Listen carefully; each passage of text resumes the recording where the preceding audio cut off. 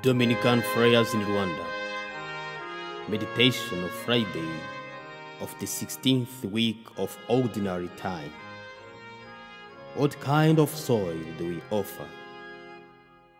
Brothers and sisters, the parable of the sower that we hear in today's gospel is quite familiar to us. In fact, this parable is like the master key of other parables, because in explaining it, Jesus declares to his disciples that if they fail to understand it, they may also fail to understand the meaning of other parables. And it might seem presumptuous of me to pretend to add something new or relevant to the explanation that Jesus himself gives to this parable in today's gospel. But I think it would not be insignificant to specify at least that this image of the sower and his way of sowing is borrowed from the practices of the Palestinian farmers during Jesus' time.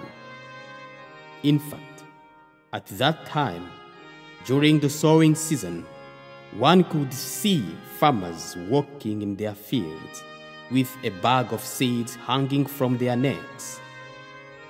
And in a back and forth movement, they would take a handful of seeds and throw them all over the ground. And here we would not be wrong to wonder if the good, and especially the bad quality of the harvest, was not the result of this strange way of sowing in all winds, throwing grain in all directions and on any type of soil. Brothers and sisters, it is clear that if the seed mentioned in this parable refers to the Word of God, and if the sower referred to is God in the person of his Son Jesus Christ, the problem of the bad quality of the harvest would not be caused neither by the poor quality of the seed, nor by the inability of the one who sows.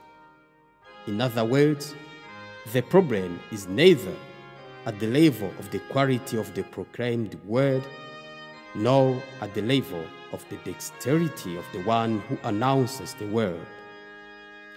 It would rather be found at the level of the state of mind of the one to whom the word is addressed.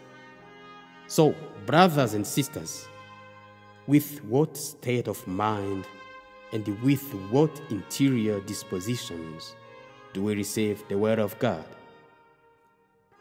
We are invited today to offer the best soil of our hearts so that the seed of the Word of God may transform us into better people, better Christians.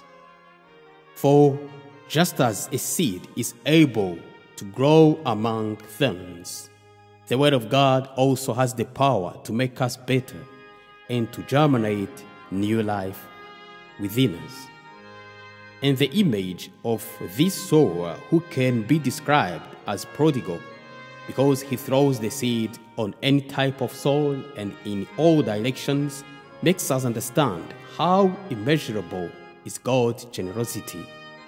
For he offers and reveals himself to all humankind, just as he gives the rain and shines the sun on both the wicked and the just.